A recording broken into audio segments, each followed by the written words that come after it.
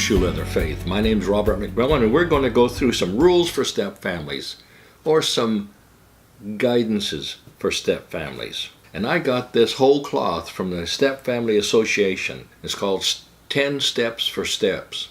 It's not biblical truth, but it's common sense, and it may help you in your quest to have a solid family, even if they are blended.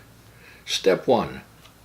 Recognize that the step family will not and cannot function as does a natural family. And by a natural family, I mean a family that's a biological mother, biological father, and the biological children. It doesn't work that way because you have the dynamics and complexities and behaviors that have been burned into the frontal lobes of everybody involved. You've also got complexities of finances, complexities of scheduling, who's going to stay at whose house and when, who delivers whom to whom, and it goes on. Do not try to overlay the expectations and dynamics of the intact or natural family onto the step family. It will not work. But with God's help, you can establish a joyful, God-honoring family in which there's plenty of love to go around. Step 2, recognize the fact that the children, if you're the step parent, the children are not yours in the sense you would like them to be. And they may never be that. They've always got a divided loyalty. You're a step parent. You're not a replacement parent. Keep that in mind. You're not a replacement. You're a step parent. The biological mother and father, no matter how awful they might have been, are the natural parents. And no matter how bad it was, the kids miss their original home and their original family.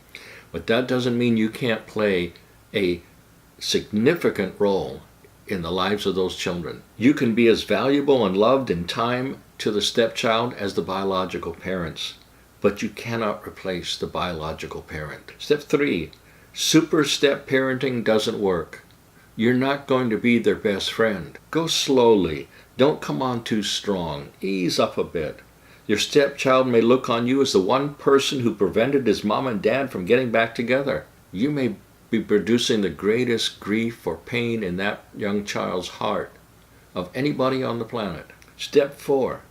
Discipline styles must be sorted out by the people involved, by the couple, the biological parent and the step parent. They have to figure it out. And you often have to include former or ex-spouse in the equation, because you don't want to spend your life in a courtroom justifying yourself before a judge.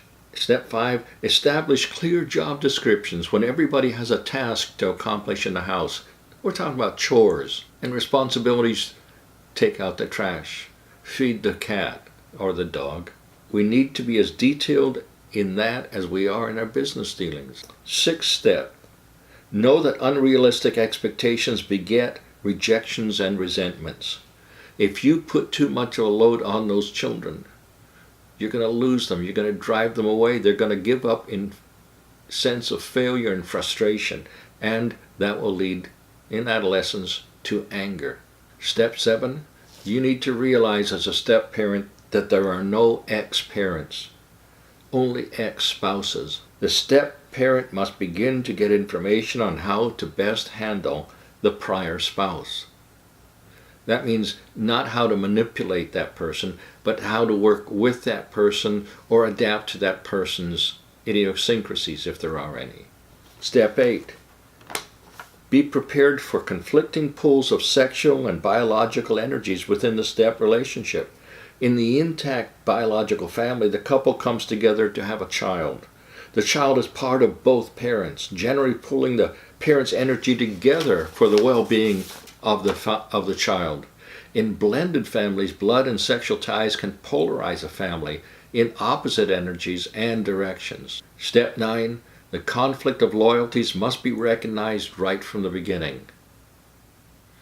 You as a step parent are coming in as an interloper, depending on how old the child is. The conflict is particular to step parenting and is a round robin of confused emotions. Often, just as a stepchild in a step relationship begins to have warm feelings toward the step-parent, the child will pull away and negatively act out. He or she feels something like this: if I love you, I do not love my natural parent as much. The feelings are normal and they must be dealt with. And usually for the step-parent, that means being patient and loving and gracious. The pools of who am I loyal to first go all the way around in the step-family. Who am I loyal to first? You as a step-parent and your spouse must consider loyalty to God first. Step 10, the last step. Guard your sense of humor and use it. Not in telling jokes, but in keeping a light-hearted attitude towards the present, because you realize God's working out the future. The step situation is filled with the unexpected. Sometimes you don't know whether to laugh or to cry. At least smile. Next time we're going to look at the book of Proverbs and how that will help you implement a plan for being the best step-parent going. Until then, God bless you. Please subscribe to this channel down below and hit the like button if you like this video. And if you have any comment or question for me, please put it down below and I will respond to it. Thank you very much.